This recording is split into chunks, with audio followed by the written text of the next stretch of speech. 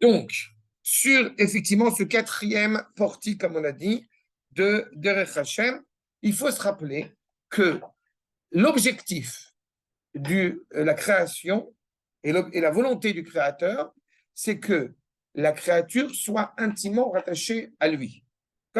C'est le bien-être, c'est la bienfaisance, j'ai envie de dire, la bienséance la plus élémentaire qu'on attend de la créature, c'est de vouloir rencontrer le créateur.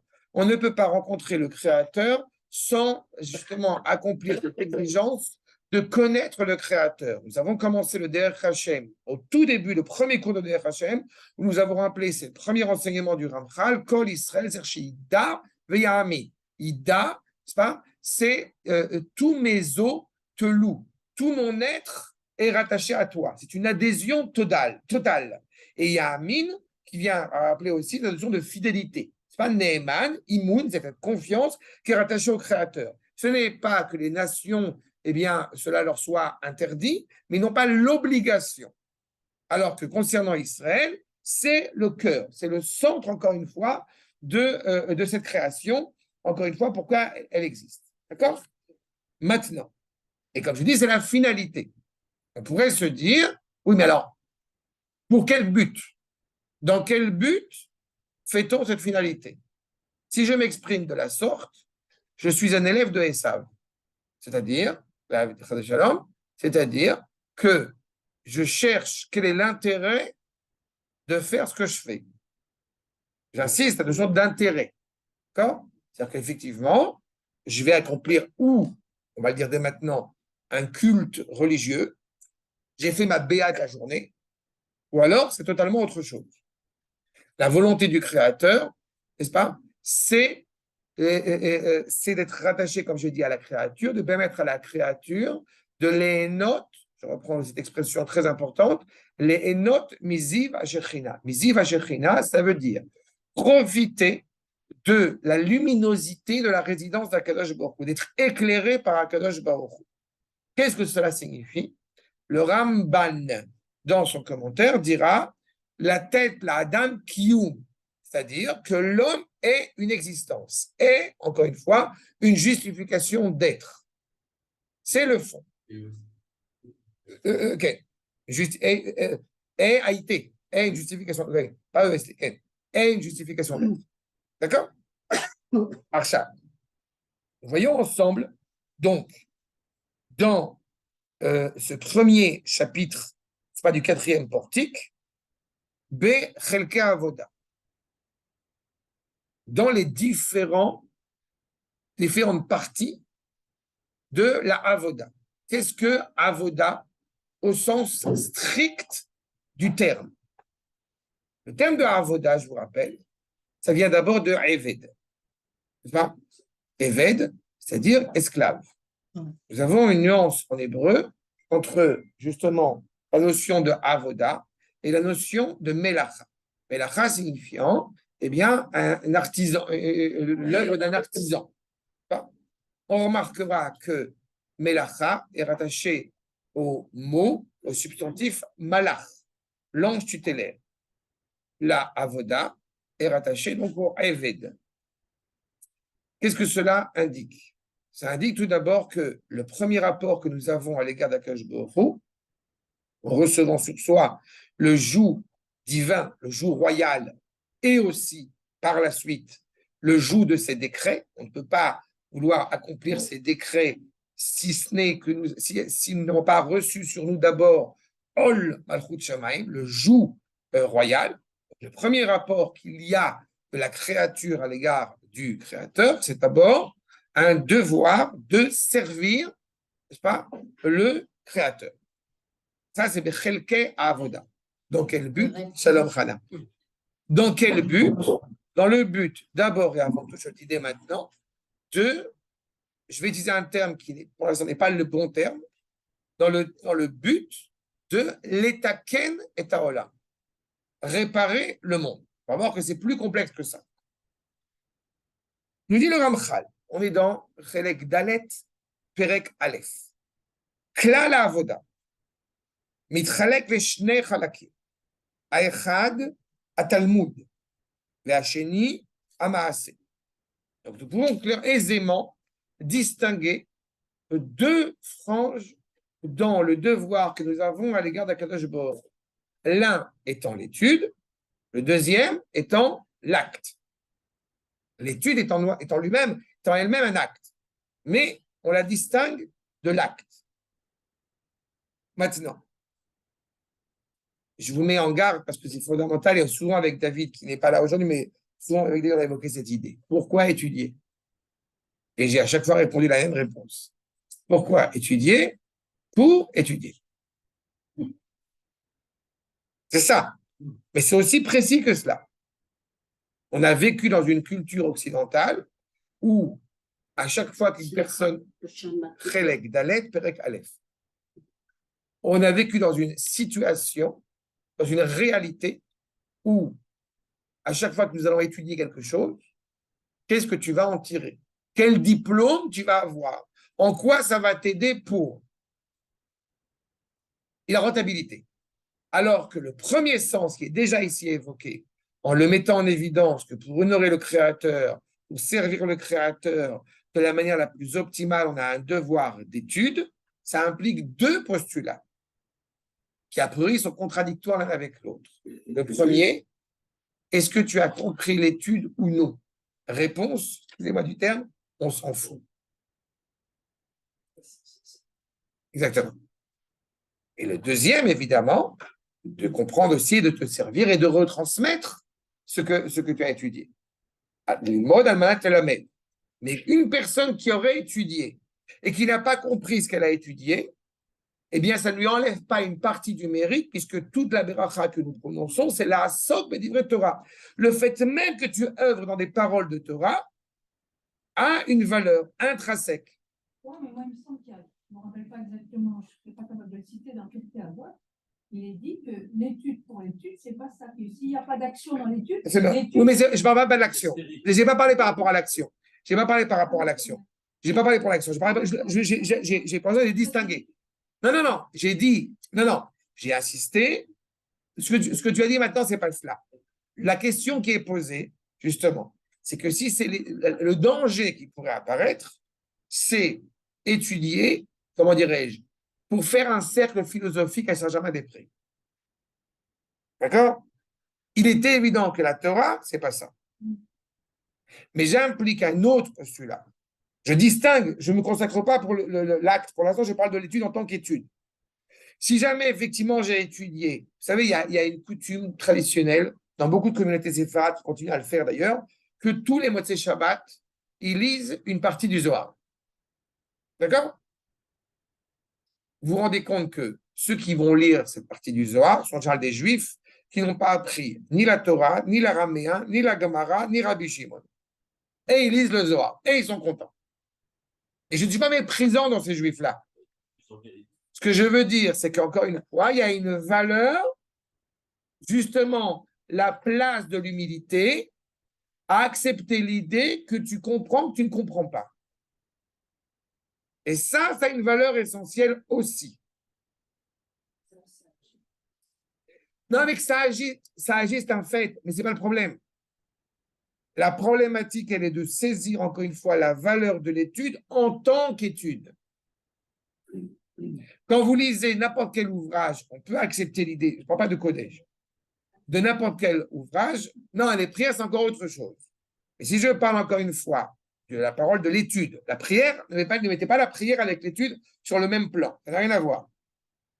Quand je parle de l'étude, je dis que n'importe quel ouvrage que vous allez étudier n'implique pas et n'a pas forcément comme finalité de s'améliorer dans tous les sens du terme. Il se trouve que étudier la Torah, je le dis dès maintenant, mais on va y revenir, étudier la Torah, et quand je dis la Torah, prenez ça au sens large du terme. Je prends la Torah, les Chachamim, la pensée juive, la Gemara, la Mishnah, la Torah de manière générale, a une influence sur nous. Le fait même que il y a une manière d'aborder cette étude de la Torah. Donc, sans te porter préjudice, on peut lire ton livre en t-shirt et en caleçon. D'accord? Sans vouloir, non, mais c'est pas, d'accord? C'est-à-dire en pyjama. D'accord? Fait. La Torah, c'est pas sûr. D'accord, bien sûr. Vous voyez la nuance? Au sens le plus obvi du terme. Mais nous allons y revenir. Regardez la suite. Bemaasé. Là, tu vois, il a distingué l'étude de Maasé. Pour l'instant, il va rapidement évoquer le Maasé, il va y revenir beaucoup plus tard, mais il va se consacrer surtout à l'étude. Maasé, pardon. Mitralek le arba'a. Nous avons, quand nous parlons de l'acte, il faut comprendre qu'on a 4 types d'actes. À savoir, Aechad, Tmidi, Asheni, Yomi, Ashlishi, Zmani, Arevi, Mikri. Qu'est-ce que cela implique? Vous serez d'accord avec moi, je pense, qu'il y a des actes que nous avons le devoir de commettre au quotidien, de faire au quotidien. La Kirat Shema, c'est constant. D'accord? Ou, ça va être plus Yomi que Tmidi d'ailleurs. Tmidi, vous allez avoir par exemple 2 notions qui sont fondamentales. La crainte révérentielle envers Akadosh Baruch Hu et l'amour d'Akadosh Baruch Hu. C'est Tmidi. Tout ce que nous faisons constamment doit être animé par ces 2 qualités, par ces 2 vertus. Yomi, ça va être la lecture du schéma, par exemple. Mettre les tefilin. Shlishi, Zmani, c'est Shabbat. Des mitzvot qui sont dépendantes, inhérentes au temps. Shabbat, les fêtes. Et le 4e cas de figure, le Mikri, ça va être des mitzvot qu'on a l'opportunité, l'occasion de faire. Par exemple, exactement, c'est ça que je pensais. La mitzvah Chiluach Hakel. Vous avez des œufs, vous les renvoyez la mer ou non. Si vous n'avez pas de nid sur votre balcon, vous n'avez pas lieu d'accomplir cette mitzvah. Mais si vous l'avez, alors il faut la faire. D'accord? Et ces 4 éléments-là sont, vous remarquerez évidemment rattachés au temps, prennent leur sens pour honorer Akadosh Baruch Hu dans tous ces domaines. Atmidi, ma sheyichuyav bo adam tamid, constamment. Ce ne serait pas envisageable d'accomplir n'importe quel acte. Et quand je dis n'importe quel acte, je vous rappelle bien évidemment, d'un point de vue idéal, entre l'homme et Akadosh Baruch Hu et entre l'homme et son prochain. Tu vois? Kagon, avat Hashem ve'irato. Ayomi, ma sheyichuyav bo bechol yom. On a l'obligation de faire tous les jours. Aïnou, à korbanot bezman habayit. Ve'arshav, atfilot, ve'kirat shema. Ne tombez pas dans le piège de croire que parce qu'on n'a plus les sacrifices, ça va, on est tranquille, on a la lecture du schéma et les tfilot. Non, pas du tout. Il n'est pas du tout, envisagé qu'au moment où nous renouvellerons Bezrat Hashem les sacrifices, eh bien, il n'y aura pas d'importance, il n'y aura plus d'importance à faire la prière et la lecture du schéma. Quand on parle de tfilot, on parle de la prière de la Hamida essentiellement. Il commence par la prière de la Hamida dans le sens d'importance. Les korbanot sont évidemment ce qu'il y a de plus important. Quand il n'y a plus de sacrifice, justement, le culte sacrificiel, alors, eh bien, il y a la Hamida qui est là pour exprimer la même réalité que produit le sacrifice. Vous vous rendez compte, encore une fois, de la valeur du sacrifice. Si tous les Juifs qui prient la prière de la Hamida, eh bien, ça peut remplacer, ça peut s'approcher une infime seconde de ce que représente le Korban Tamid, en l'occurrence le sacrifice qu'on faisait, qu'on fera aussi au quotidien. Et enfin, évidemment, la lecture du schéma qui rattache le Juif d'abord et avant tout à son peuple, à son identité nationale. Shema Israël, Hashem Elanu, Hashem Echad. Azmani, Ma sheyichuyav bo, bezmanim yedouim, que nous savons. Et en l'occurrence, ceux que vont fixer les Chachamim. Shabbat fixé par Akadosh Baruch Hu, mais comme vous le savez, Mekadesh Israël, Vazemanim, Mekadesh Israël, Veresh Chodashim. Kagon, Shabbatot v'yamim tovim. Amikri, ma sheyichuyav bo lefi ma sheyagiu lo min amikrim. Kagon, Chala ou Maaser. On a l'obligation claire que quand on va faire 1,6 kg, n'est-ce pas, de pâtes, pour les femmes notamment qui font la challah, pardon, 1 kg 620. Okay. Et bon, il y a des nuances comme ça. Mais 1 kg, quand on fait la chala, on prend, n'est-ce pas? On prend de ça. On dit qu'en Chutz Laaretz, c'est des Rabbanan, en Eretz Israël, c'est des Oraïta, mais enfin, dans tous les cas, il y a l'opportunité. Si on ne fait pas de chala, alors on va pas faire ça. Okay. Pidyon Ben, une femme, si elle a accouché avec une césarienne, ou que le Alechem, elle a eu malheureusement quelques avortements naturels, fausse couche, avant le premier-né, le garçon, d'abord garçon et premier-né, qui donc n'est pas le premier-né, automatiquement, il n'incombe pas à la famille de faire Pidyon Ben. D'accord. J'ouvre une toute petite parenthèse, je me permets de le faire. Quand, bon, Hachem, vous avez des réjouissances familiales ou autres, et que vous assistez à une circoncision d'un premier garçon, je me permets de vous le dire, hein, mais ce n'est pas du tout contre vous, je ne sais pas ça, ne dites jamais « Ah, ben, ils vont faire le Pidyon Ben ». On ne sait pas ce qui se passe dans les familles, et la moindre des corrections et la moindre des délicatesses, c'est de ne pas faire ça. Parce que vous ne savez pas justement ce que la femme, en l'occurrence, ce que le couple a pu traverser avant. Je ferme la parenthèse rapidement, mais c'est des sensibilités qu'il faut avoir. J'ai dit le Pidyon Ben, le premier-né, le rachat des premiers-nés. 1 mois après la naissance d'un petit bébé, alors, d'accord. Et quand tu sais, et comme je dis, c'est le premier-né, le premier qui sort de la matrice de la mère. Mais si avant qu'il sortisse, malheureusement, eh bien, elle n'est pas mort-née ou autre chose. Non, quoi, il n'est pas mais ok. Aussi. Mais pour ça, c'est pas la question, je ne vais pas rentrer là-dedans, mais ce petit détail. En tous les cas, ce sont des mesures qui sont, encore une fois, occasionnées. Et, entre parenthèses, une fois dans sa vie. En plus. Kayotse. Au Bechol Echad Me'elem, Tseut Tzivouim Vazarot. Il y a des précautions, évidemment, et des ordres après. Daïno, Asin, Ve Lavin. On a des mesures que nous devons faire, et évidemment, des mesures que nous ne devons pas faire. Tout, encore une fois. Réchit Agez, pareil pour les Bikurim, dans les mesures qui sont ponctuelles dans le temps. Hein?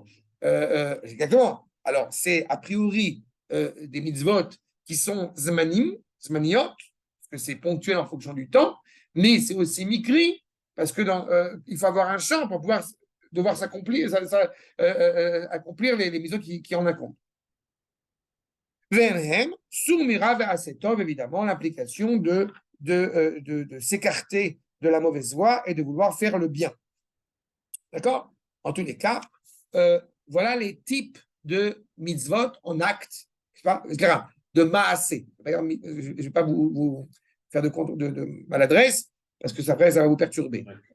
Ce n'est pas des mitzvot, on parle de maasim, parce que l'étude de la Torah est elle aussi une mitzvah. En plus, une mitzvah fondamentale. Omna, ikar kol ha'inyanim ha'ele bederech klal, nidbaer bechelek alev beperek dalet. Je vais revenir sur ce chapitre juste pour vous remémorer certaines choses. Shewa pania elav idbarach. Siman dalet. Ou bakashat kirvato. Avant de poursuivre, je voudrais revenir une seconde justement sur ce à quoi nous réfère le Ramchal dans son ouvrage, dans cette première partie et de ce chapitre 4. Ce chapitre 4 et du paragraphe 6. Vous n'êtes pas obligé d'y revenir, juste je vous le lis pour alléger pour la lecture. Nous dit le Ramchal là-bas, on l'a vu ensemble, mais c'est pas grave, je reviens un petit peu dessus pour se remémorer. Iné, Shoresh, Kol Inyan Avoda, la raison profonde, la racine, encore une fois, de ce culte, de ce travail qu'on honore à Kadosh Baruch Hu, Eyot, Adam, Pone, Tamid, les Boro. On est toujours tourné, nos yeux sont rivés vers le Créateur. D'abord, quand on reconnaît, encore une fois, on se reconnaît comme étant créature, donc automatiquement, on reconnaît qu'il y a un Créateur. C'est pas, d'accord, c'est indubitable. Veu Sheida Veyavim, Shuolo Nivra, Ela, Liot Mitabek Beboro. C'est fondamental. C'est-à-dire que l'homme, justement, reconnaît qu'il a été façonné pour s'attacher à son Créateur. Je vais ajouter un point. Et là, encore une fois, je me permets de faire ce référentiel fondamental. On a grandi, je me permettrai de vous dire, même votre génération, on a grandi en France, en Europe, plus en France qu'en Angleterre d'ailleurs, dans une culture hérétique.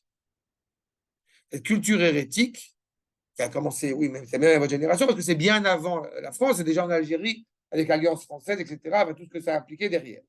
Dans une volonté de s'attacher à une culture sans Dieu.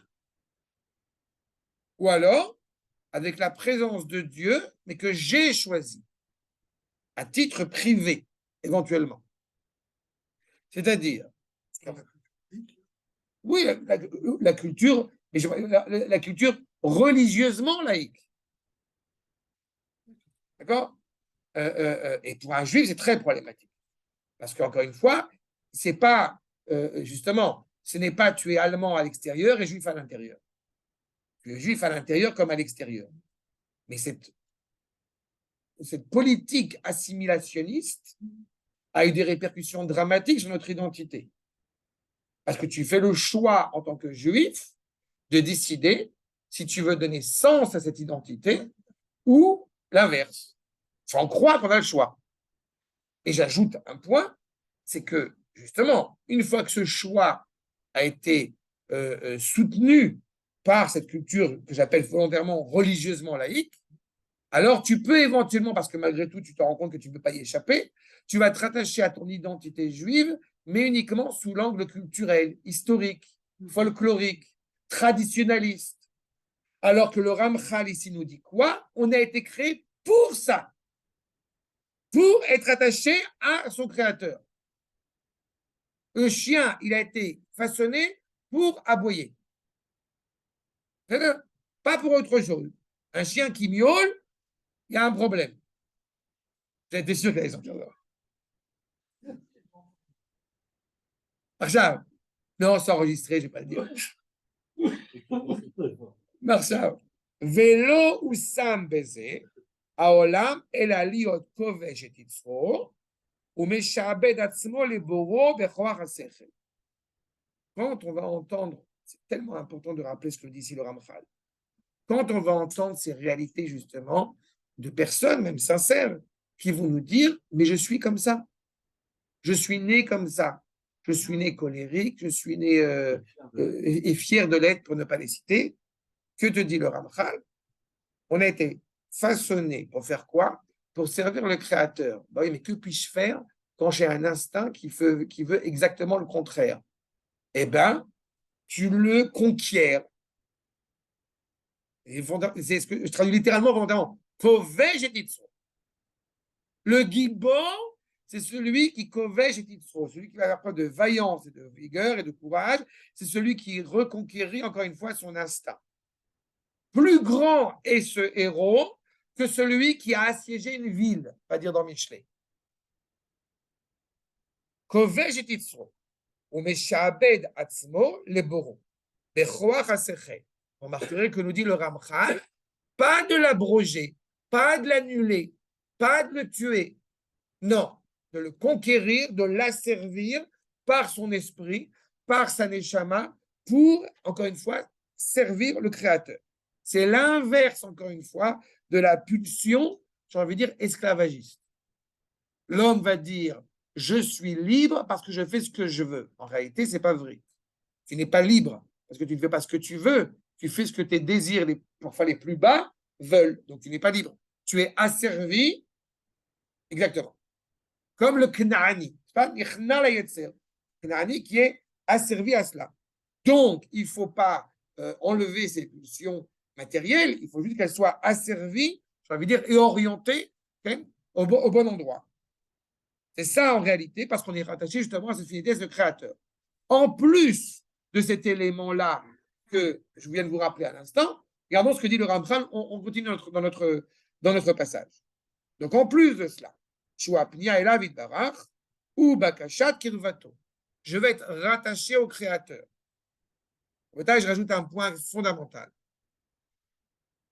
Il y a une nuance qui me paraît important de rappeler. Un roi de chair et de sang, plus on est proche de lui, c'est important de l'avoir en tête.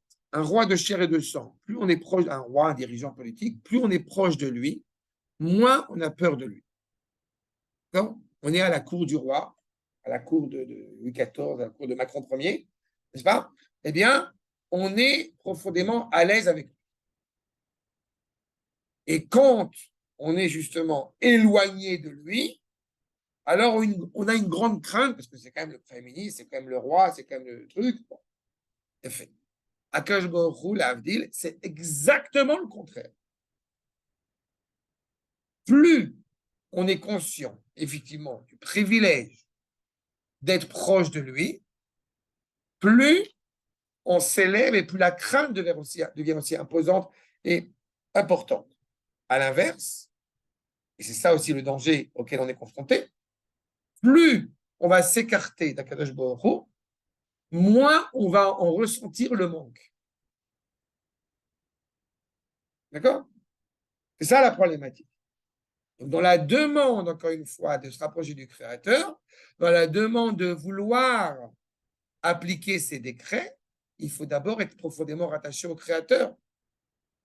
Il faut d'abord connaître qui est le roi pour pleinement vouloir accomplir ses actes. Vouloir le pouvoir surpasser, dépasser, etc. Qui est censé nous inculquer ça, d'abord et avant tout? C'est pour ça que je ne pense jamais de jugement sur personne. Qui est censé nous impliquer ça d'abord et avant tout? Nos parents. C'est ça? Nos parents, voire nos grands-parents, en tous les cas, il y a cette vitalité, il y a cette dynamique qui est inscrite, qui est transmise par les parents. Et quand les parents ne peuvent pas, là encore une fois, je vous une toute petite parenthèse, quand les parents ne peuvent pas le faire, alors ils sont censés payer quelqu'un qui va s'en préoccuper. Qui est l'envoyé, le chaliar, dira le Rambam, l'envoyé du père. Du père et de la mère. Il y a une mitzvah, n'est-ce pas, d'étudier la Torah justement, pour après la retransmettre. Encore une fois, je parle de cette vitalité. Maintenant, כפי הדרכים אשר חקק לנו להיות, מתקרבים לו ומתדבקים בו. Selon les cheminements que Akash Baruch Hu a fixés en nous, de se rapprocher de lui, d'être attaché à lui, avec dvekut, ou, comme disent bien les chassidim, veikus. On est profondément, n'est-ce pas, rattaché au Créateur, en Bluetooth avec le Créateur. Mais comment est-ce qu'on peut se rapprocher du Créateur si je ne le connais pas? Réponse, il faut l'avoir en tête, on ne peut pas. Alors, comment on fait? Eh bien, justement, c'est parce qu'en réalité, on est profondément rattaché à lui. C'est pour ça qu'on peut. Vous connaissez cette fameuse, ces fameux parents modernes qui disent, moi, je veux laisser mon fils libre. À 18 ans, il choisira. Non? Tout à fait. On a tué l'enfant. On a suicidé l'identité du fils en pensant comme ça. Hein? Au nom du père, du fils. Voilà. Et on a suicidé le fils, si je puis dire, en pensant comme ça. Parce qu'en réalité, ça impliquerait que cette identité auquel j'appartiens, elle est extérieure à moi. Et ce que je suis en train ici de vous soumettre, c'est qu'elle n'est pas extérieure à moi. Elle est inscrite en moi. Vous connaissez évidemment le Midrash qui explique que le bébé a appris la Torah dans la matrice, c'est pas de sa mère, avant la naissance, et qu'au dernier moment, il y a le malach, n'est-ce pas, qui fait tout oublier, mais il fait qu'à sa chute, ou parfois certains, ils ont reçu un peu de poids dans la lèvre, mais en tous les cas, en général, il est traditionnellement évoqué l'idée que, eh bien, on a oublié. On peut trouver cruel d'avoir oublié, en réalité, non. Parce que c'est là que va naître le mérite, de se réapproprier ce qui est déjà inscrit en nous. Pardon? C'est toujours gratuit, d'une certaine manière, parce que, au sens de la grâce. C'est toujours gratuit parce que c'est déjà un privilège et une grâce énorme que le Créateur nous octroie une place à ses côtés.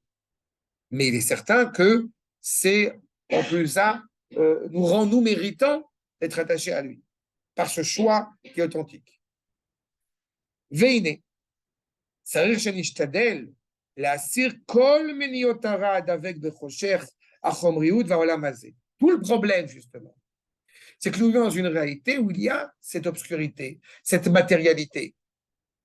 Et donc, il y a plein d'écorces qui pourraient éventuellement nous faire trébucher et, je ne vais pas dire nous nuire, parce qu'à long terme, il y a toujours une réalité, mais en tous les cas, nous empêcher de nous rapprocher le plus facilement possible de ce Tselem Elohim Shebi, de cette dimension de la volonté d'Akadosh Baruch Hu que je porte en moi.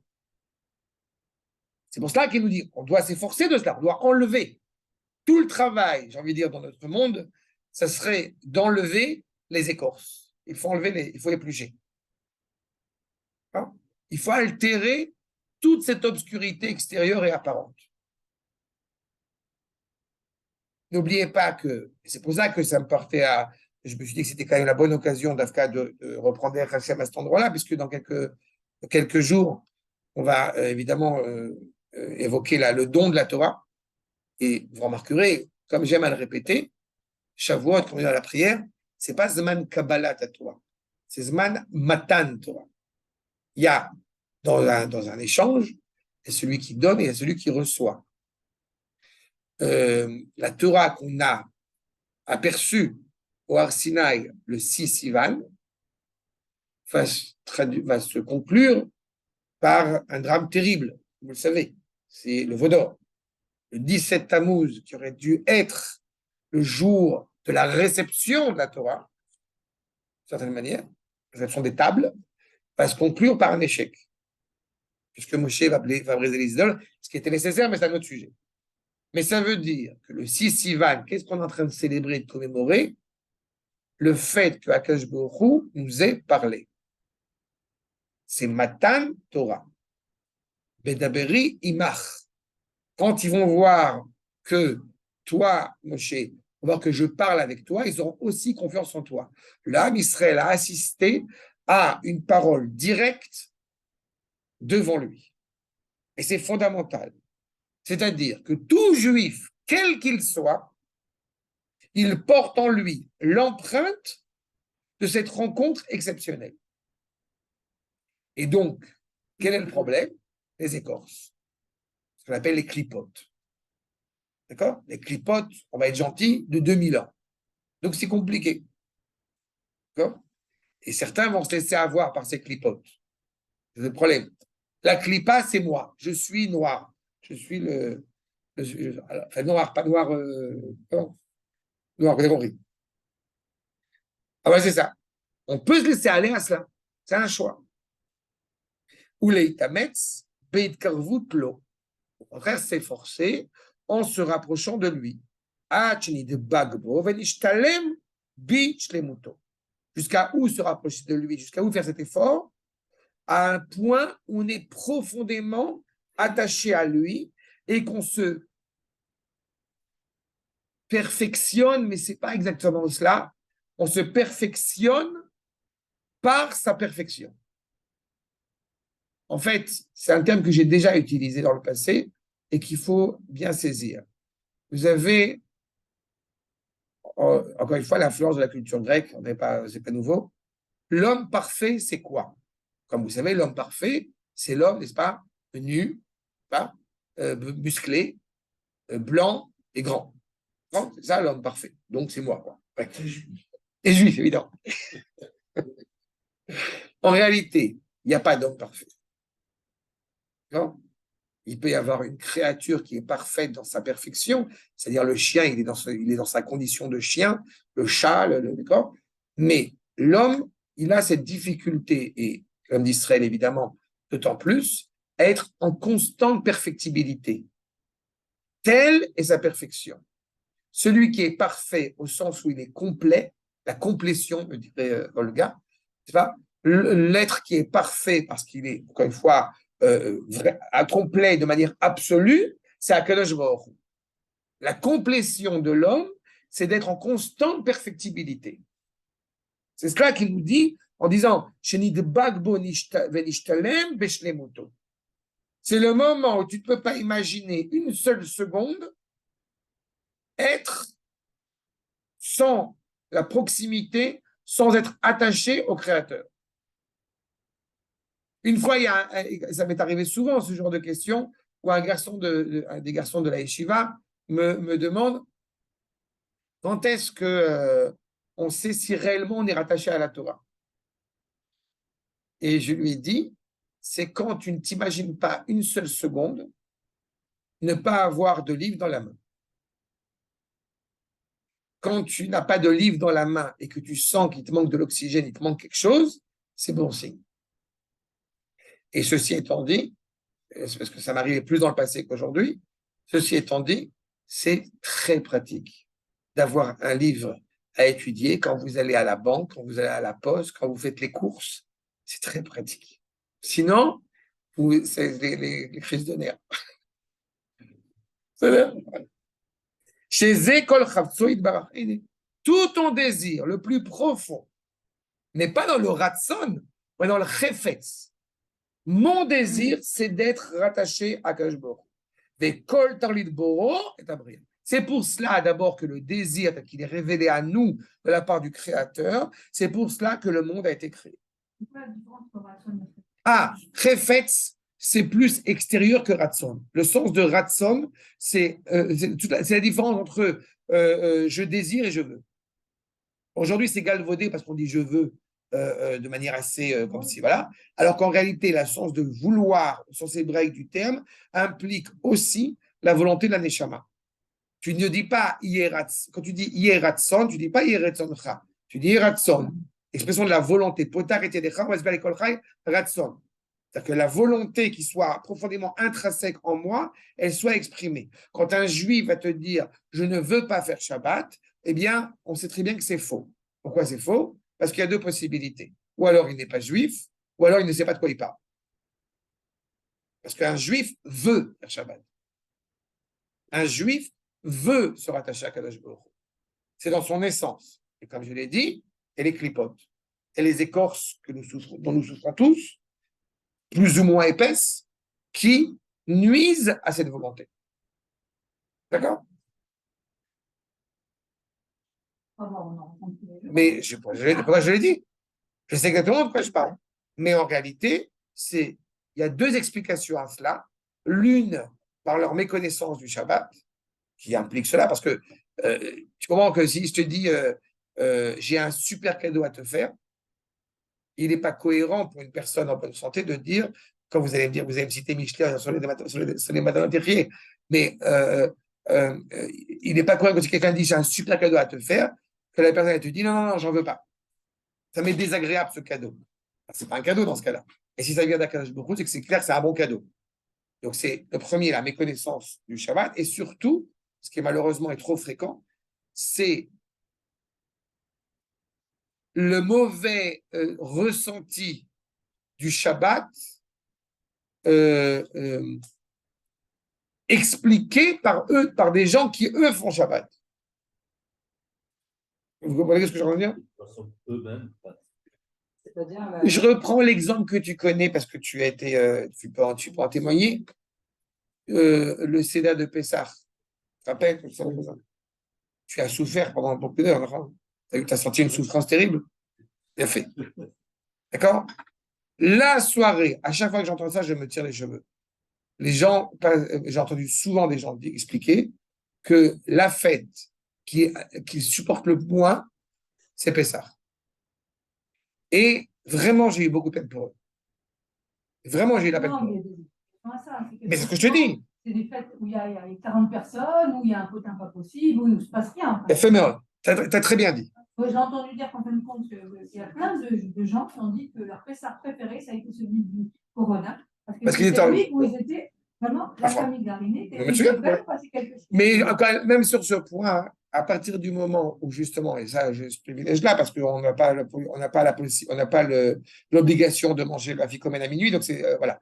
Mais à partir du moment où le Seder de Pessah est bien organisé et se passe dans les meilleures conditions possibles, c'est-à-dire que tout le monde peut s'exprimer, tu sais très bien, tu as des petits-enfants, etc., et que chacun peut évoluer, en tous les cas, Dieu, il était chez nous, donc il peut en témoigner, on a fini, comme vous le savez, tôt, mais c'est ça que je suis en train de te dire, c'est-à-dire que la personne qui ne veut pas faire Shabbat, il y a ces deux paramètres-là, Shabbat et Pessah est aussi Shabbat, c'est un, la méconnaissance de la valeur du Shabbat, deux, le ressenti vis-à-vis des autres, mais ça va dans les deux sens.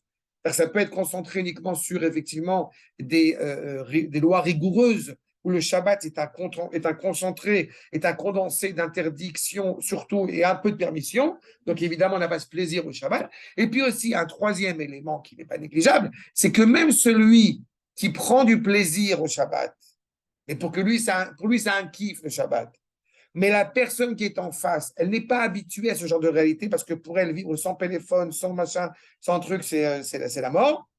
C'est aussi à prendre en considération. C'est pour ça que souvent, je dis, on en a parlé souvent avec Guy parce que j'ai prévu d'avoir un Pessah, mais je peux me permettre de faire comme je fais le Pessah parce que je sais que les gens qui sont en face ont envie de cela, sont intéressés à cela. Ils savent à quoi s'attendre parce qu'ils viennent chez nous, ils savent à quoi s'attendre. Mais si tu fais un séance de Pessah ou un Shabbat avec des gens qui n'attendent qu'une seule chose d'aller se coucher, tu ne peux pas faire un Shabbat sur n'importe quelle fête, encore une fois, dans un esprit réjoui, ou alors tu arranges, tu essaies de peaufiner pour que tout se passe dans les meilleures conditions possibles.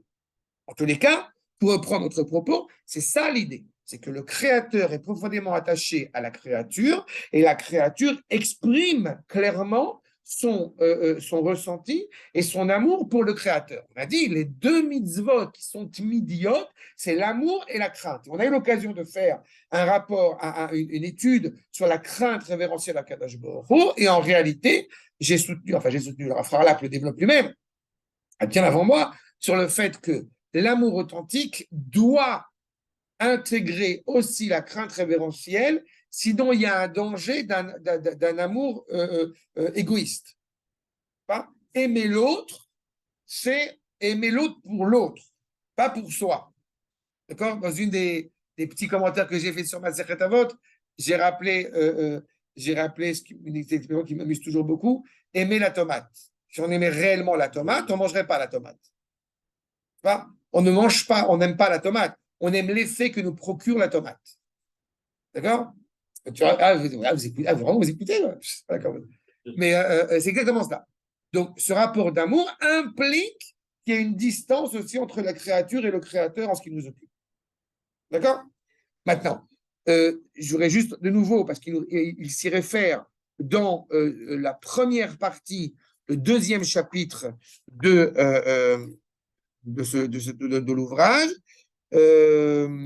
et Siman Aleph. Pourquoi je ne l'ai pas, moi une seconde, je crois que je l'avais aîné.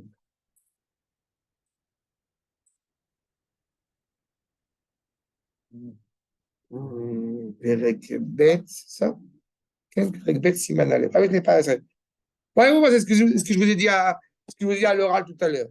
Quand il dit justement, c'est quoi la finalité de la création? Vous voyez, Siman Aleph, Iné, Atachlit Bavria, Aya Letiv Metuvo Ilbarach Rezulato. Je veux faire profiter à autrui du bien, on parle d'Akadosh Baruch Hu, du bien qui l'anime, du bien qui est à lui. Que signifie cela? Comme je l'ai dit, donner à l'autre une existence. Et cela ne peut pas se faire si l'homme n'est pas à la hauteur, justement, bien de cet œil bienveillant, de cette parole bienveillante que veut lui octroyer le Créateur. La créature est née manquante, donc en se complétant en tant que créature, elle peut profiter pleinement de ces bienfaits du Créateur. Parce que le Créateur est d'abord intéressé, tel qu'il se révèle à nous, est d'abord et avant tout intéressé, j'ai envie de dire, à donner. Le seul parallélisme que je me permets de faire, avec ses limites évidemment, mais que nous faisons à l'égard de parents ou de futurs parents authentiques, c'est pourquoi voulez-vous faire des enfants? Toutes les réponses qui ont été données se sont avérées vaines. Pourquoi je dis vaines? Parce que quand on fait un enfant en disant que pour qu'il reste quelque chose après moi, l'instinct de survie, exactement. Et la preuve, malheureusement, c'est que justement, le fait qu'il y ait une baisse de la natalité dans un certain nombre de pays, notamment occidentaux par rapport à ce point, provient du fait qu'on a inscrit l'idée que c'était une norme sociale, que c'était la survie, que c'était qui reste quelque chose après moi, que voilà, ou même, excusez-moi du terme qu'on pourrait trouver dans certaines familles, il faut que quelqu'un fasse le Kaddish sur moi après ma mort, ça reste très concentré sur soi. Alors qu'en réalité, si on fait un rapport qualité-prix, ceux qui ont d'Afka un certain nombre d'enfants ne se sont pas interrogés sur la dimension financière et la problématique financière. Ça coûte beaucoup plus cher d'avoir même 4 enfants, Baruch Hashem, que d'avoir une grande télévision LG One 3D super dimension. Ce que je veux dire par là, c'est que la question d'abord qui provient de ce gène directement en provenance du Créateur, c'est cette idée d'avoir de l'amour à donner. On veut donner exemple à l'autre. Cet amour peut devenir aussi, je reprends ce que j'ai souvent évoqué, peut devenir aussi égoïste quand il est motivé par, en réalité, je veux quelqu'un qui m'aime, donc je l'aime. Et donc, c'est un amour, malheureusement, qui étrangle ses enfants, puisque, encore une fois, ce qui m'importe chez mon enfant, c'est qu'il reste toujours près de moi. Alors qu'en réalité, on veut mettre au monde, on veut aimer cette créature, évidemment, mais en la reconnaissant comme étant distincte de moi. Eh bien, le Créateur, dans cette même cohérence, il donne existence à la créature qui est rattachée à lui, par essence, mais qui existe en tant que créature à part entière. Être conscient, évidemment, que quand le Créateur est présent, la créature, a priori, n'aurait pas sa place. Et l'inverse aussi. D'accord? Donc ça, c'est le premier sens que le Ramchal, d'une certaine manière, nous rapporte, mais il va développer cela. D'accord? Regardez la suite. Ah, pour être העניינים, הם כפי שהוחקו חוקות האנושיות והעולם בכל בחינותיהם. Tous les détails, on est le dernier paragraphe de ce chapitre, okay? Tous les menus détails qui ont été déjà fixés dans l'ordre de la nature de manière générale, et les cheminements qui vont amener à l'homme à se parfaire.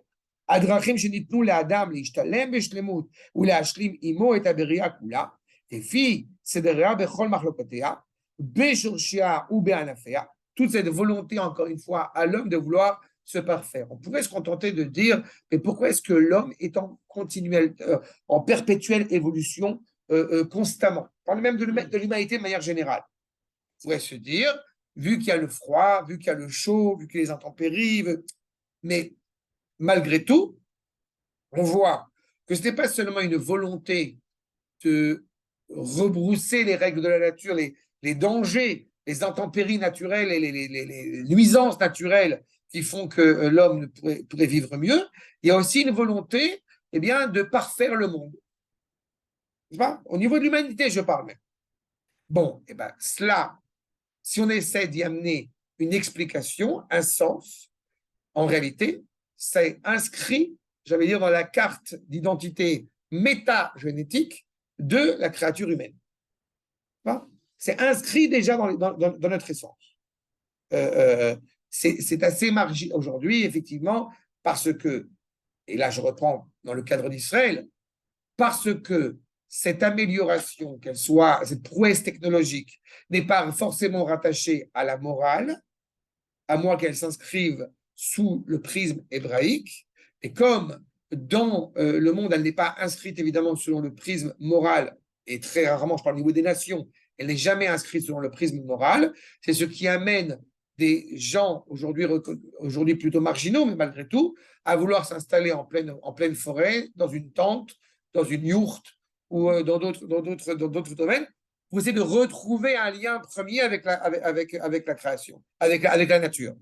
Sauf que nous n'avons aucune aspiration au mythe du bon sauvage. Nous n'avons pas d'aspiration à cela.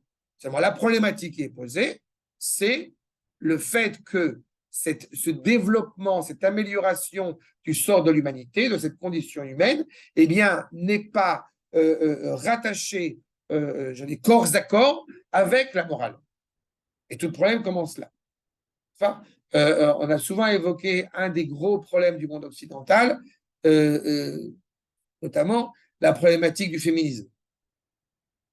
Et le féminisme a lieu d'être dans une société qui méprise la femme, dans une société qui comprend que l'homme et la femme ont chacun un rôle qui est défini par essence. Eh bien, il n'y a pas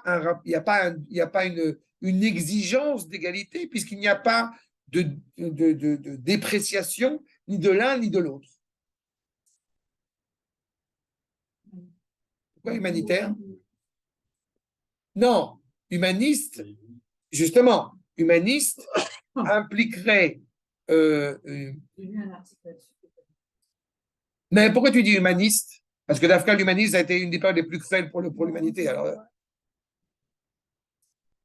Alors, si je répète, si c'est humanitaire, si tu relèves de l'humain, et automatiquement, tu ne peux pas empêcher cette dépréciation mutuelle vis-à-vis de l'être masculin ou de l'être féminin. En réalité, ça relève d'une dimension qui est supérieure à cette dimension humanitaire, puisque, comme il est coutume de se rappeler, juste vraiment une parenthèse, parce que ce n'est pas le sujet jamais, qu'il y a deux manières d'être Adam. Et les deux ont cette cohérence. J'ai coutume d'expliquer, par rapport à des jeunes couples, j'ai coutume d'expliquer que l'homme et la femme sont les deux facettes, un couple qui vit cette cohérence de couple, sont deux facettes d'une même pièce. Sauf que, dans ce que je dis là, il y a deux alternatives, il y a deux maladresses qui peuvent être évoquées. La première, c'est que les deux côtés de la pièce de monnaie sont les mêmes, alors que les deux côtés d'une pièce de monnaie ne sont jamais les mêmes. Les deux facettes d'une pièce de monnaie ne sont jamais les mêmes. Ou alors, on pourrait interchanger les facettes de la pièce de monnaie. Exactement, ça ne changerait pas non plus. C'est pour ça que je dis, les deux facettes d'une pièce de monnaie telle que je l'indique, c'est une manière particulière d'être Adam qui s'appelle femme et une manière particulière d'être Adam qui s'appelle homme. Et c'est un paramètre qui dépasse l'entendement humain. Ça non, qui dépasse l'entendement humain. Qui dépasse l'entendement humain. C'est par le biais du créateur lui-même qu'on prend conscience de cela. Tu as un devoir je vais être encore plus, plus terre à terre. On a un devoir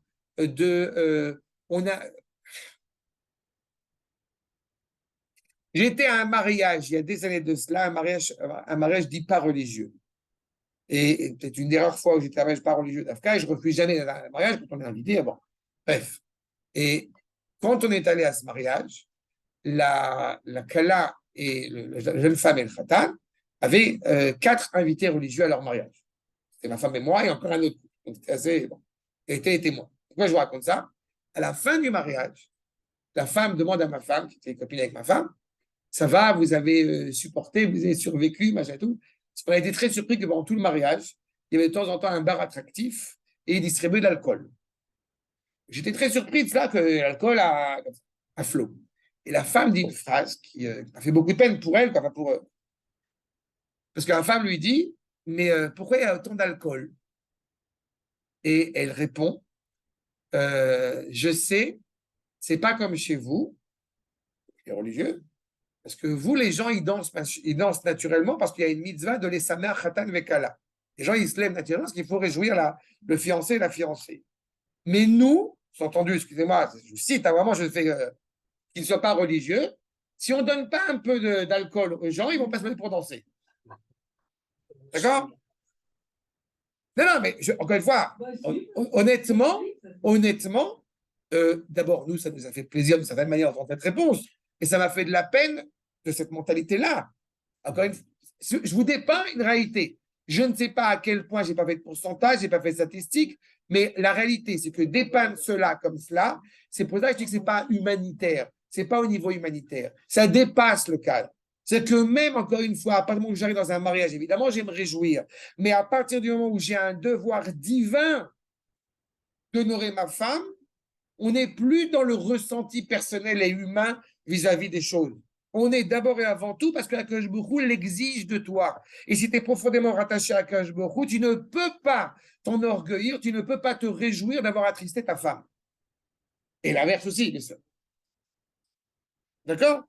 C'est pour ça que je dis que c'est au-delà de cela. Et donc, et c'est pour ça que la créature, elle est façonnée justement par ce créateur. Et c'est pour ça que le Ramchal te dit qu'il fils Sidrea bechol machlokotea.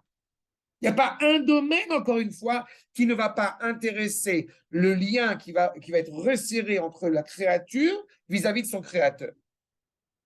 L'homme religieux en tant que tel, comme disait le Rav Elisha Beshlitsky, il fait attention à ce qui rentre dans sa bouche et aussi à ce qui en sort. Ça, c'est l'homme religieux.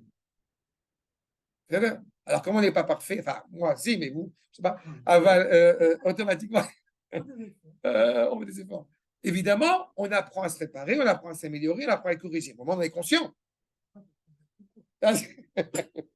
Achab, Uneverata, après avoir dit ces points essentiels, c'était vraiment l'introduction, on commence. Ce qui va être indiqué et important à chaque génération, à chaque endroit, à chaque moment, justement, dans, encore une fois, la finalité, je répète, c'est le 4e chapitre, c'est la finalité du livre, Tachlit Abria, la finalité de la création, encore une fois, le créateur soit rattaché à sa créature et que la créature, sous-entendu évidemment Israël, soit rattachée au créateur. Ça passe, on a dit, par ces deux paramètres, Talmud et Maaseh.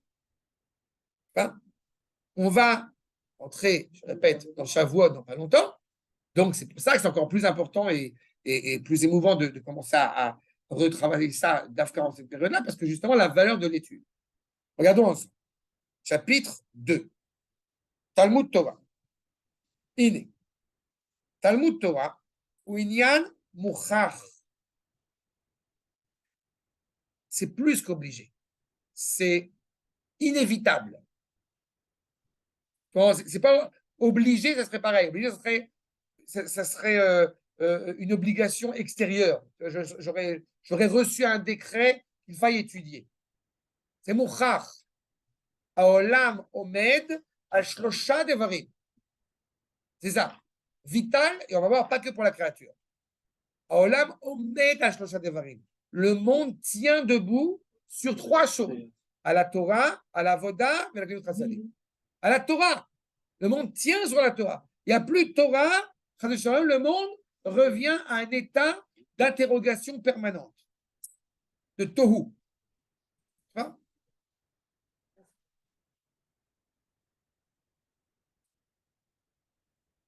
J'ai pas entendu.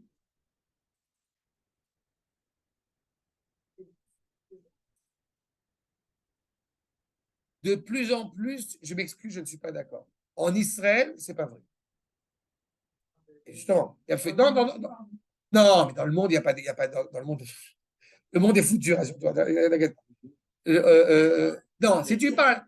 Non, non, si tu parles même des. D'abord, je vais te dire, à mon grand regret, et dans ce cas, je dis à mon grand regret, mais il y a aussi une joie, mais c'est à mon grand regret malgré tout.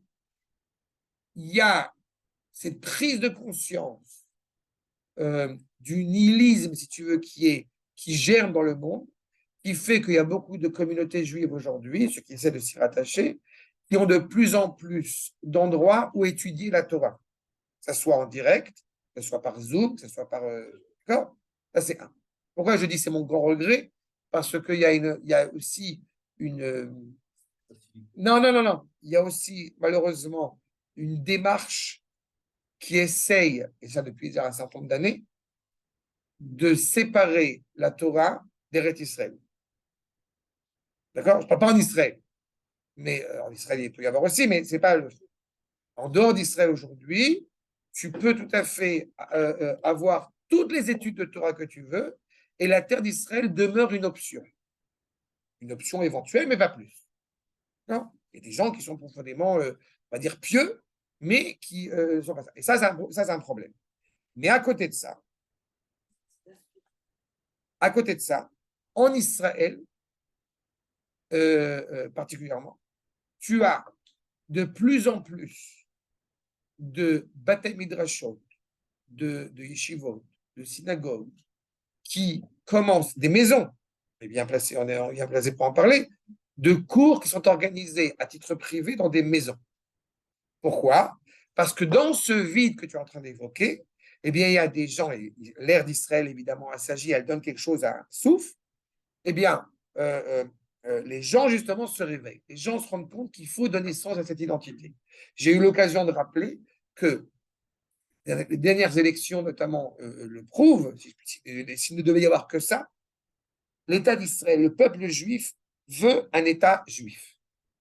Je n'ai pas parlé pour l'instant d'État qui veut qu'il y ait un Sanhédrin demain, mais l'État juif, le peuple juif veut un État juif.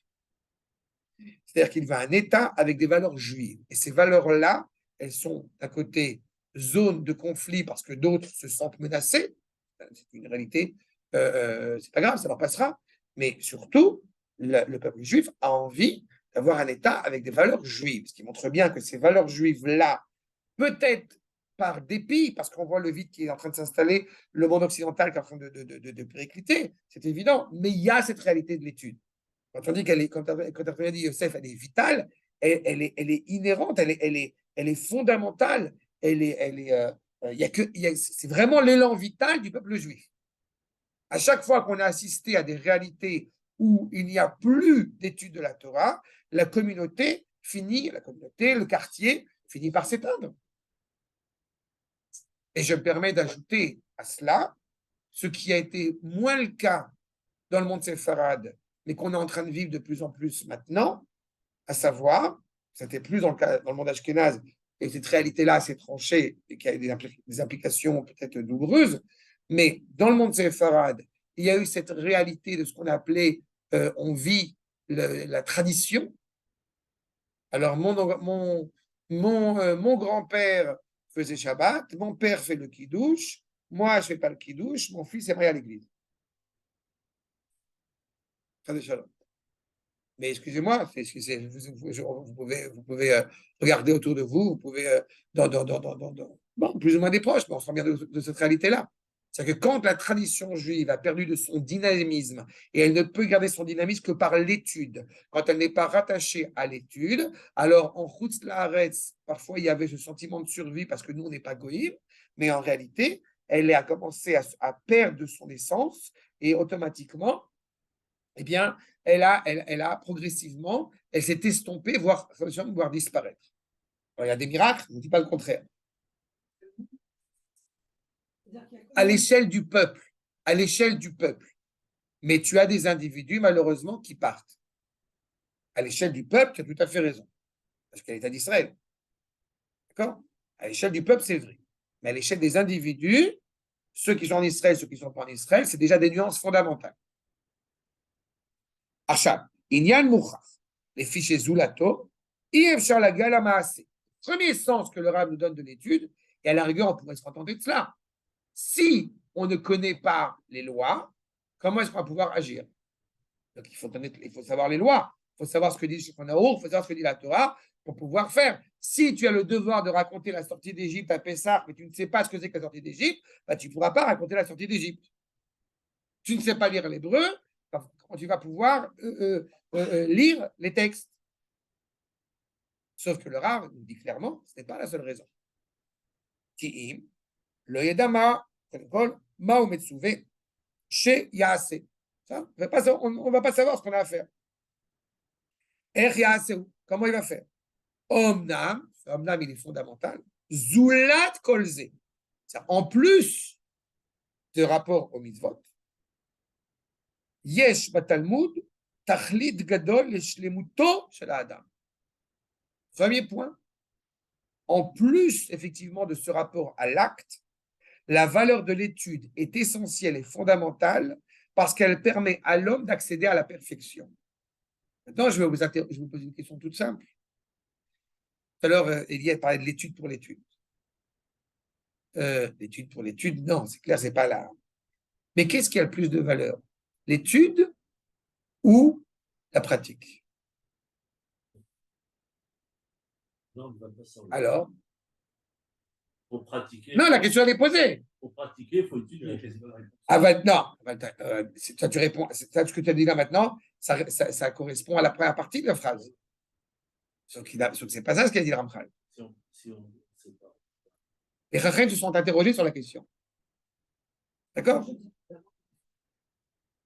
tu dis l'étude. Toi, tu dis l'étude. Les deux sont bons. Les deux sont obligatoires. Les deux sont ensemble. Tu donnes une réponse genre l'ONU. Non, l'étude ou l'acte. Je veux dire l'étude ou l'acte. Il faut bien l'étudier pour faire des bons masses. Les deux sont liés. Les deux sont liés. On est tous d'accord là-dessus. Ça existe, les gens qui étudient. D'abord, ça existe. Oui, mais on va revenir à cela. C'est la remarque que tu fais, elle est très importante. D'abord, je vais dire quelque chose. À cette question, les Chachamim m'ont répondu. L'étude a plus de valeur que l'acte. Pourquoi? Parce que l'étude amène à l'acte. D'accord? Maintenant, tu as dit les gens ne font pas, on va revenir là-dessus. On va voir justement comment est-ce que l'étude amène à l'acte. Mais il est certain que l'acte tout seul, comme je l'ai dit, s'il n'est pas associé à l'étude, automatiquement, il va, je veux dire, se désosser. Exactement. On va pas faire les choses Mais il est réel que la Torah dit que l'étude a plus de valeur que l'acte. Ah, je kiffe. Non, je suis bien. Parce que si on n'étudie pas, ça va être le sentiment qui va prendre la différence. En plus, ou le sentiment, ou le côté philosophique, le côté historique de l'autre côté, tout à fait. Mais on va revenir là-dessus parce que, effectivement, comment est-ce qu'on peut expliquer une étude qui éventuellement n'amènerait pas à l'acte? On va voir. En tous les cas, il nous dit clairement que l'étude en tant que telle, eh bien, amène l'homme à sa finalité, amène l'homme à sa complétion. C'est plus que le déclencheur, parce que, encore une fois, tu rentres dans le rapport de cause à effet. Moi, c'est pas ça que je dis. Je dis, l'étude en tant que telle permet à l'homme d'être. Oui, mais c'est pour ça que c'est très compliqué à traduire, parce que c'est l'homme d'Israël est né pour ça. C'est pour ça que tu as été façonné. C'est pour ça que tu as été créé. C'est pour étudier. Et pourquoi? Pour étudier. En étudiant, tu es un homme. Vous comprenez l'implication? Peu importe par exemple, ce que tu étudies, du collège évidemment, mais tu atteins cette dignité humaine. Regardez. Pareil, dans le chapitre 4 qui ici nous ramène, Perek Dalet, Siman, Yud, Siman Tet. Ça, je sais que je l'ai rapporté, là encore une fois, il fait un référent, donc c'est important que je m'y réfère. Il dit, Omna, Emtsayecha, Natananu Eli Barach. Il dit, Akadosh Baruch Hu nous a donné un moyen. Chez Madrigato le Ma'ala, Mikol Shara Emtsaim, qui est au-delà de tous les moyens, quels qu'ils soient. Il est évident que quand je fais Shabbat, je me rapproche d'Akadosh Baruch Hu. Il est évident que quand je mange kasher, je me rapproche d'Akadosh Baruch Hu. Mais il y a un moyen qui dépasse tous les autres. Amekarvim Adam Elav, Vehu Talmud Torah. J'ai entendu un cours de Raphim, justement, sur l'amour de Eretz Israël, etc. Et pourquoi il y avait le témoin non plus souvent du peuple juif, et au lieu d'être en Eretz Israël, dans toutes les régions d'Israël, il disait que le principe même des Haredim, c'est de dire, mais pourquoi aller étudier la médecine et la physique quantique et toutes ces choses-là? Toi, on t'a dit d'étudier la Torah. On t'a pas dit d'aller voir dans les autres domaines. Mais tu ne peux pas créer un pays si tu n'étudies que la Torah. Parce que tu dois étudier tous les autres domaines, sans dire dans les autres domaines. Donc, en plus de ça, il y a comme j'ai dit, il y a une valeur à Sokpe, à Torah, la valeur à la parole du Créateur. À partir du moment où on considère la médecine comme étant un autre domaine, alors on est déjà dans la culture séparatiste. Non, tu as raison. Et non, mais c'est pas toi. J'ai pas ça contre toi, au contraire. Je renforce encore plus ton propos.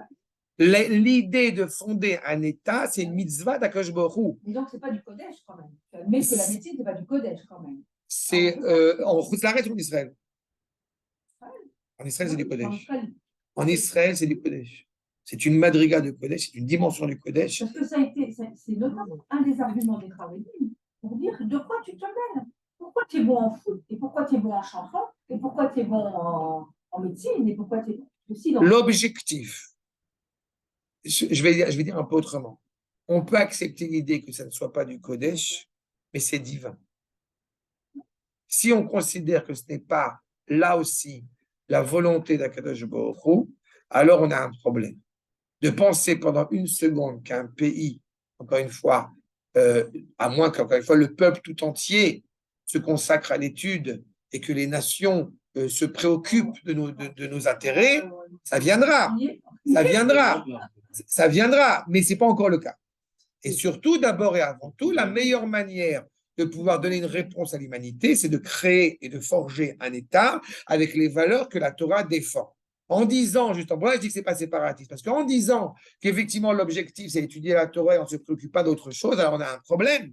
Parce que le Gaon de Vilna, quand il va parler justement de l'importance d'étudier, qu'il demandait à ses élèves de traduire tous les essais et tous les articles de géométrie euclidienne, est-ce que vous voulez, en hébreu, parce que pour lui, il était fondamental pour retrouver une authentique Torah, comme à l'époque de Shlomo, où les nations venaient apprendre de Shlomo, il aurait été impensable qu'on ne se préoccupe pas de connaître toutes les cultures et toutes les civilisations qui existent autour de nous. Avraham Avinu, quand il va affronter toutes les idolâtries qui existent, le Midrash raconte qu'il connaissait toutes les idolâtries, on dirait, par cœur.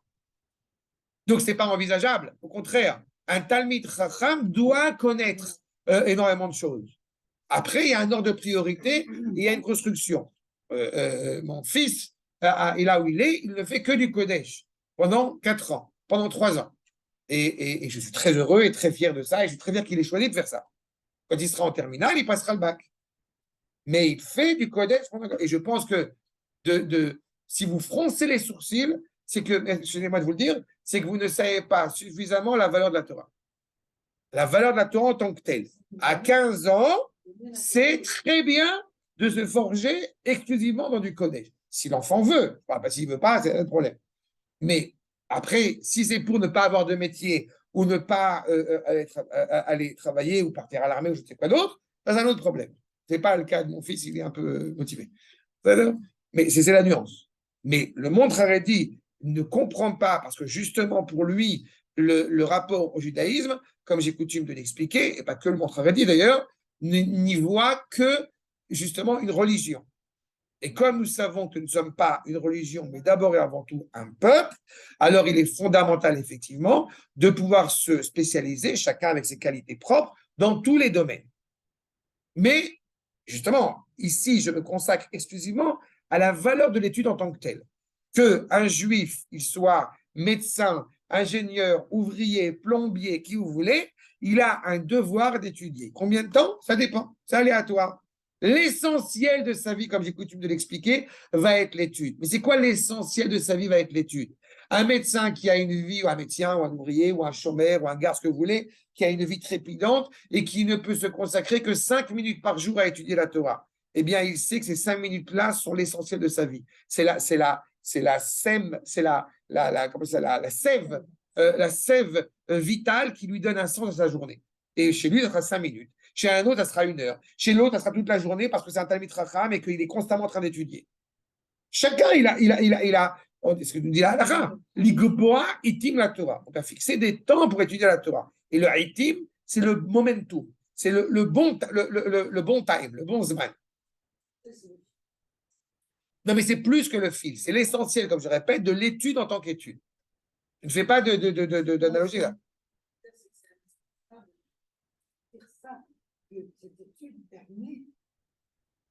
Tu es têtu, hein, tu t'entends pas ce que je te dis. Je te répète, non, c'est pas l'essentiel pour permettre d'être en contact. C'est l'étude en tant qu'étude. C'est tout. Non, mais c'est fondamental. Je suis précis parce que tu donnes un sens à cette étude. On veut garder le contact et tu rejoins ce qu'a dit Yosef, sur le côté de ce sentiment. Non, je veux pas de sentiment. Je veux pas de sentiment.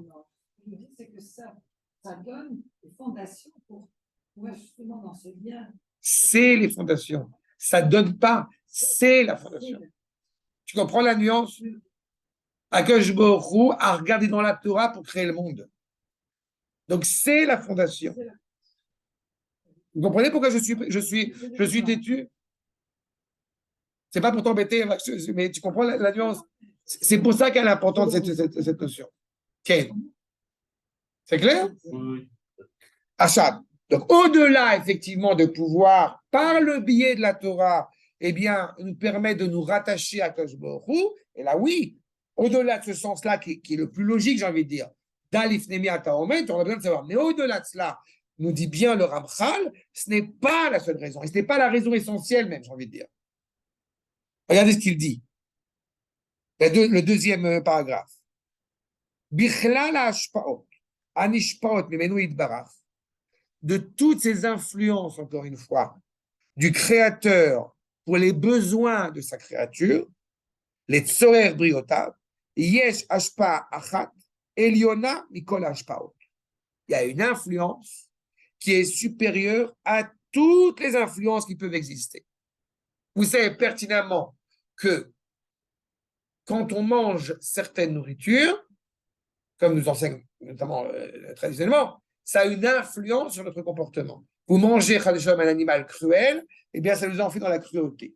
Tu t'habitues à faire preuve de miséricorde, tu seras influencé par cette miséricorde. Tu t'attaches à des gens bien, ça va être contagieux. Enfin, au-delà de cela, chez Niana ou Ayoter Yakar ou Meoulé, chez Bechol Mashev Shar, chez Matse Banitzaim, qu'on va trouver dans toutes les créatures. Nous, chez Utachlit Mashev Shar, chez Matse Benimtsaot, mais ein amitziut amiti shelo idbarach. Cette possibilité de se trouver, j'ai envie de dire, dans le palais du roi, de la manière la plus proche qui soit, justement, c'est par le biais de l'étude, qui nous permet de nous rattacher à la valeur d'Akadosh Baruch Hu. Je voudrais insister sur un point avant de poursuivre, parce que j'ai parlé de sentiments et de ressentis, et là encore, je ne veux pas qu'il y ait, c'est toute la problématique, qu'il maladresse. On n'est pas dans l'intellectualisme philosophique, non plus. C'est-à-dire que quand on étudie, mais on ne se rend pas compte à quel point, on ne se rend pas toujours compte, on se rend compte tardivement, à quel point l'étude aura une influence sur nous, sur notre comportement, sur notre manière de parler, sur notre sensibilité. C'est évident. Pas? Mais quand on étudie, c'est pas je me sens. J'ai beaucoup de mal avec les années à ce je ressens. Pas parce que j'ai un problème de sensibilité, parce que le je ressens, il est dangereux. Je ressens Dieu quand je pars à Ouman. Non, il n'y a pas Dieu à Ouman. C'est-à-dire, je ressens la sainteté. Non. Si je dois choisir, il y a plus de sainteté à Hebron qu'à Ouman. C'est pas il y en a plus, il y en a, là-bas il n'y en a pas. C'est-à-dire, c'est pour ça que je suis méfiant avec ça. L'étude, c'est d'abord, encore une fois, l'étude. Un truc aussi très intelligent qui dit qu'on ne comprend pas pourquoi les chefs d'État qui viennent de l'étranger, ils vont directement à Yad Vashem au lieu d'aller à Hebron. Combien de fois je l'ai dit à cette même table, combien de fois je l'ai dit? Combien de fois je l'ai dit? C'est là la problème. On s'approche de Yom Yerushalayim. Combien de fois je l'ai dit? Combien de fois je l'ai dit? À chaque fois qu'on va enseigner à des gens, qu'on va faire des responsables, des députés, des ambassadeurs en Israël et qui vont d'abord à Yad Vashem, on leur dit, vous comprenez, on est là à cause d'Auschwitz. Et en dernière station, éventuellement, c'est optionnel, on les amène au côté. Tant qu'on n'aura pas changé notre mentalité par rapport à cela, oui, mais c'est un problème de fond, c'est un problème identitaire.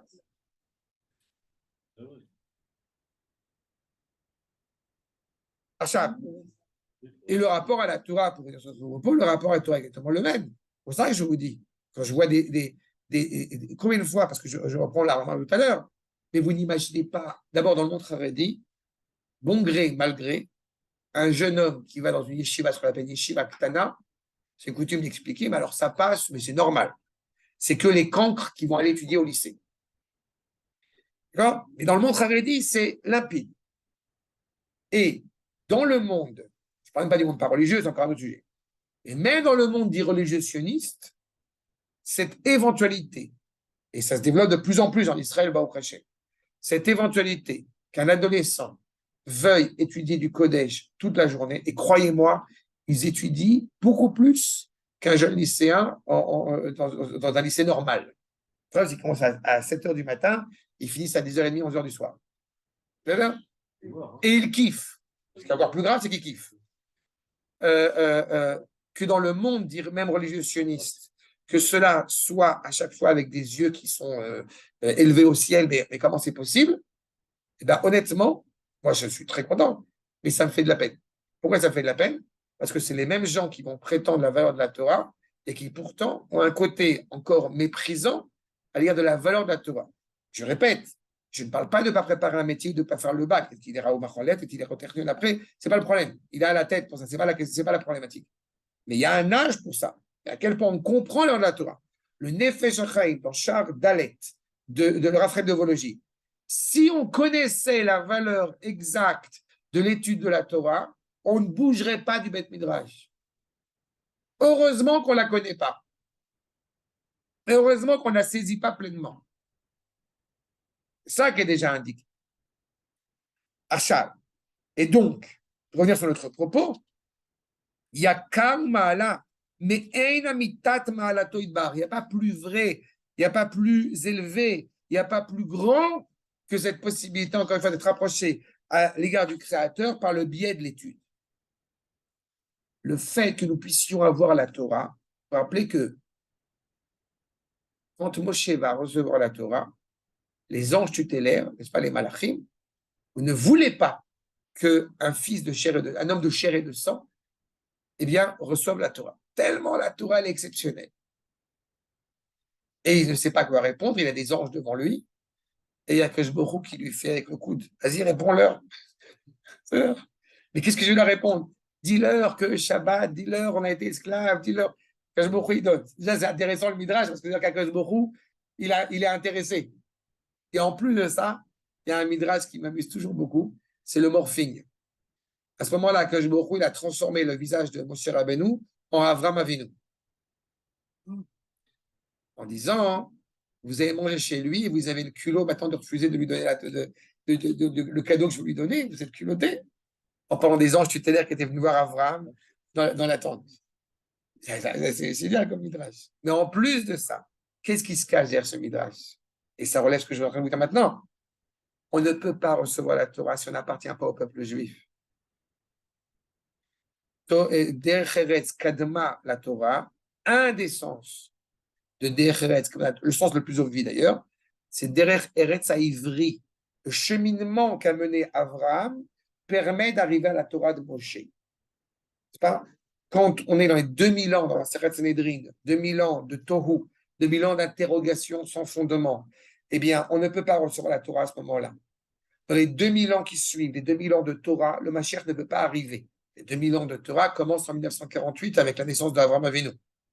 Et dans les 2 derniers millénaires, ceux que nous vivons maintenant, alors on parle de la messianité. Mais ça veut dire que pour que Moshe puisse clairement recevoir et donner la Torah, il fallait qu'il y ait justement ce peuple juif, fils d'Abraham, Isaac et Jacob. C'est déjà indiqué dans cette réalité-là. Et donc, ce grand honneur, cette grande valeur que représente la Torah, qui, comme il est inscrit dans le Midrash, Anna Katavet Yamin, je me suis donné. Quand on étudie la Torah, on doit être conscient que c'est la parole d'Akash Borou qui nous est donnée. Pourquoi j'ai rectifié tout à l'heure quand j'ai entendu la dimension de prière? Parce que quand on parle de prière, peu importe maintenant le sens de la prière, ce n'est pas le sujet. Mais quand on parle de la notion de prière, alors on parle du fait que je parle avec Akadosh Baruch Hu.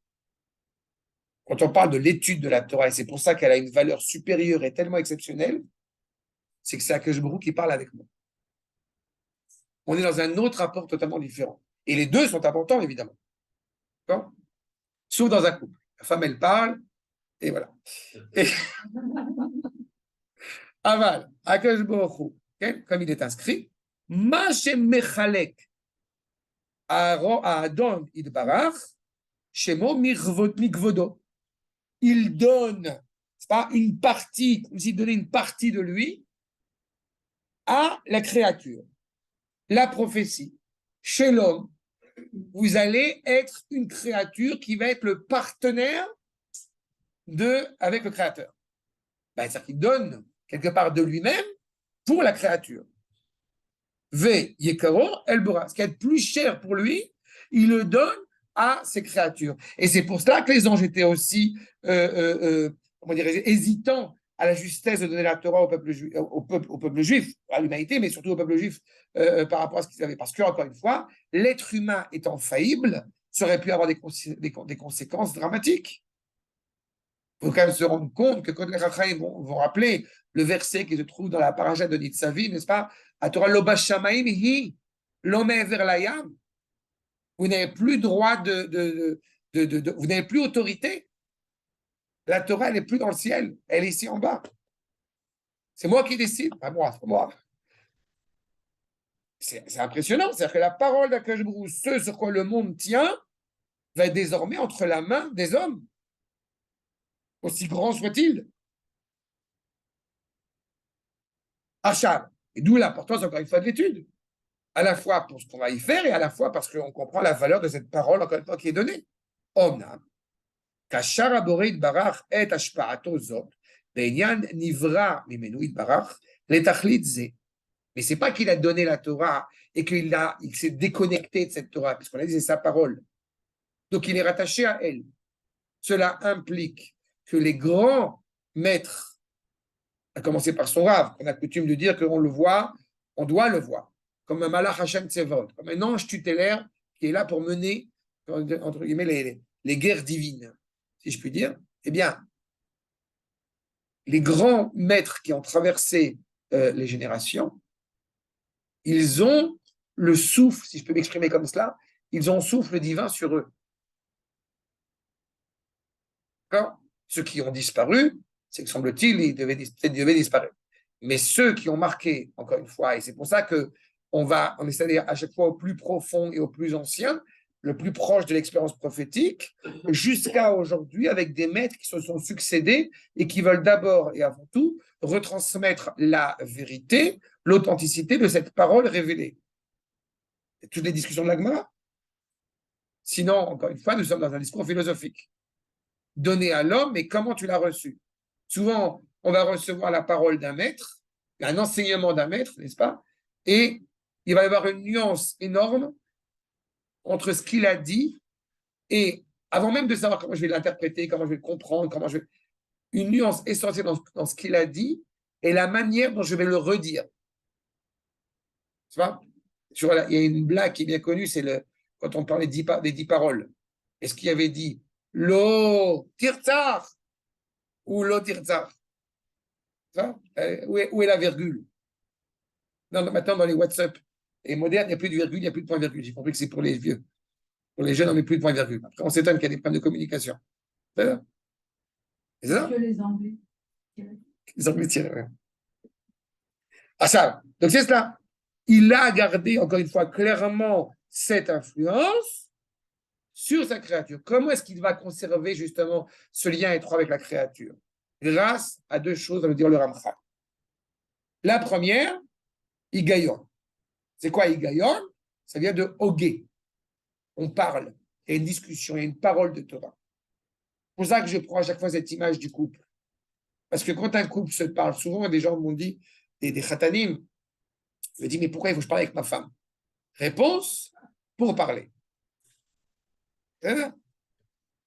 Ou alors il y a une autre réponse. Ou alors il y a une autre réponse. Elle sait.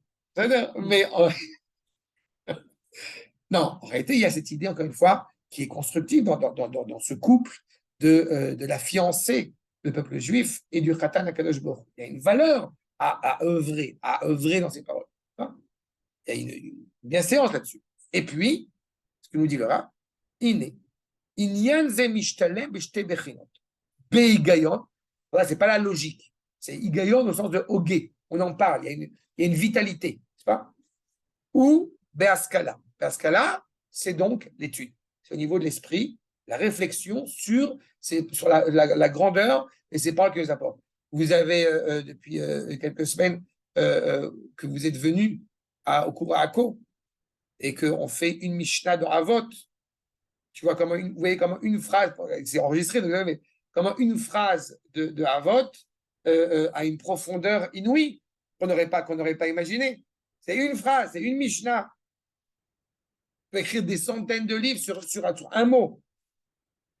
Et pas pour faire de la philosophie, parce qu'on voit la profondeur, encore une fois, du propos énoncé. C'est là ce cas-là. Fezé maché bianusha. Qui iné? Chiber Adon Baruchu klal milot u'ma'amarim, puisque la Torah, encore une fois, est une suite de lettres, une suite de mots, une suite, encore une fois, de valeurs, d'articles, Shem klal, de paroles, pardon, Shem klal chamisha chomshe Torah. Je tiens à rappeler que chamisha chomshe Torah, qu'est-ce que ça signifie en français? Okay? Les 5, je vais dire un peu différent, les 5 morceaux du gâteau. C'est ça que ça veut dire. Chamisha chomesh, c'est un cinquième. Bereshit, c'est un cinquième des 5 parties. Et c'est très important. Parce que chaque fois qu'on va entendre, moi j'aime bien Bereshit, mais Vaïkra, c'est insupportable. Les korbanot, non, ça me saoule les sacrifices. Non, j'aime bien le Shabbat, tu vois, Shabbat, les fêtes, parler du Tanar, c'est sympathique. Mais tuer Amalek, sa femme, ses enfants, tout ça, ça me paraît trop cruel. D'accord? Bien fait. Ben, ça, c'est la preuve que malheureusement, la personne qui s'exprime comme cela, elle ne sait pas ce que c'est que la Torah. Les 5 parties, encore une fois, d'une parole qui, encore une fois, est énoncée.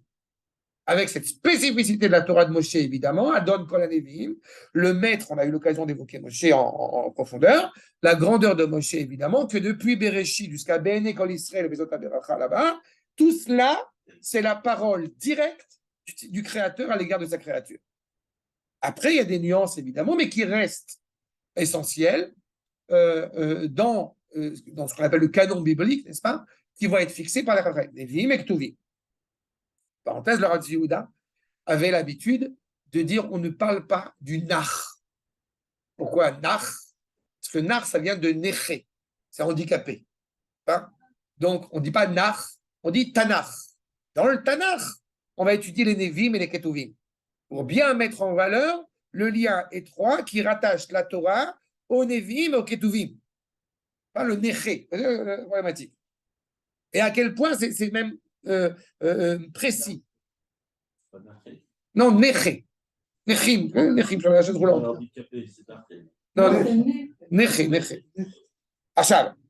Et c'est cela, en fait, qu'il faut nous dire. Regardez la suite. Shel klal chamisha chumshei Torah, ve'achrehem, bemadriga, nevi, vous voyez, bemadriga, neviim ou ktuvim. Chacun a sa valeur. Ve'kashar bahem hashpa azot. Tout ça, c'est relié. Pour rappel aussi, peut-être c'est un détail, mais qu'on doit toujours avoir en tête, pourquoi est-ce que certains ouvrages sont dans le Tanakh et d'autres n'y sont pas? Okay? Le livre de Sisra, le livre de Judith, Sarah Maccabim, tout ça n'y sont pas. Les Rachem, quand ils ont fixé le canon biblique, ils ont fixé uniquement les ouvrages qui sont d'actualité jusqu'à au moins Yom HaTzmaut. Jusqu'à la Géoula. Le livre de la sagesse, par exemple, qui est apparemment rattaché à Shlomo HaMelech, n'est pas inscrit dans le Tanakh. Et pourtant, dans les évangiles, dans le Nouveau Testament, ils l'ont mis. C'est ça? Mais encore une fois, c'est pour ça que ça ne parle pas forcément de la grandeur. Il y a des livres parfois qui sont problématiques, mais ce n'est pas ça le fond du problème. C'est est-ce que ça convient, encore une fois, est-ce qu'il y a dedans une parole transcendante, éternelle, qui justifie le fait que tel ou tel ouvrage, que telle ou telle parole soit rattachée au Tanakh. Je sais ce que tu vas me dire. Tu vas me dire, oui, mais la Megillat Esther alors. C'est ce que tu voulais me dire. Tu vois, je t'aide. Tu voulais me dire la Megillat Esther, il n'y a pas de prophétie dans la Megillat Esther. Donc, comment ça peut être rattaché dans le Tanakh? Réponse. Controverse entre les Chachamim. Et la conclusion de cette controverse, il a fallu justifier qu'on trouve une allusion dans la Torah pour comprendre qu'effectivement, il y a lieu d'inscrire la Megillat Esther dans le Tanakh. Esther. Quand on a vu une allusion à Esther, donc on a fait. Mais c'était un long débat où Esther et Mordechai l'ont imposé au Chachamim. C'est une vraie discussion. Mais c'est avéré évidemment à quel point cette fête était d'actualité jusqu'à aujourd'hui, mais enfin jusqu'à l'avenir pour l'éternité.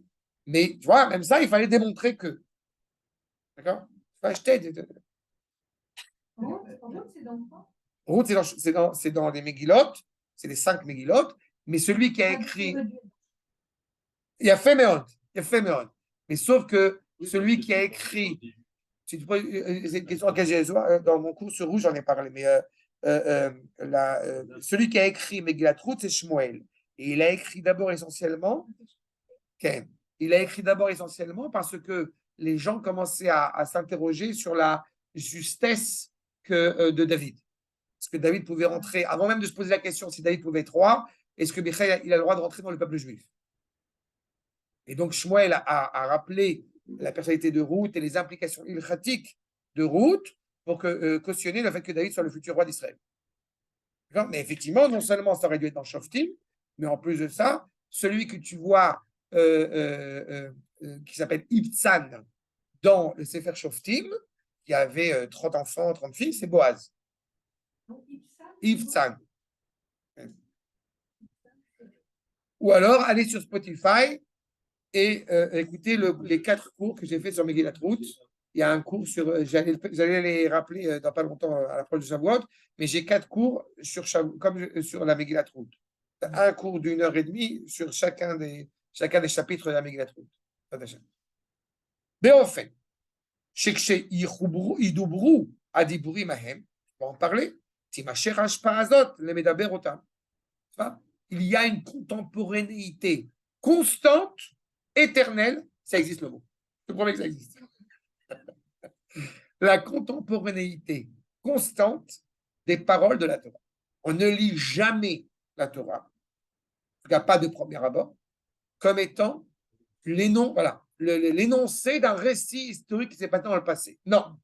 Qu'est-ce que Akadosh Baruch Hu veut m'enseigner aujourd'hui? C'est cette parole, cette influence-là.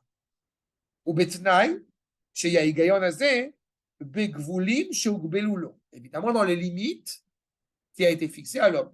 Là, encore une fois, si on étudie la Torah comme, certains le pensent, comme un livre de littérature, où chacun peut y apporter sa sauce, en étant oui ou non fidèle à la lettre, ça veut dire à la parole qui est retransmise, bon, c'est un problème. J'ai eu l'opportunité, il y a des années de cela, un jeune homme israélien qui me disait pourquoi je ne pourrais pas lire la Torah, qui m'interrogeait, pourquoi je ne pourrais pas lire la Torah comme quand je lis, par exemple, Albert Camus. Alors, d'abord, ce n'est pas Albert Camus, c'est Albert Camus.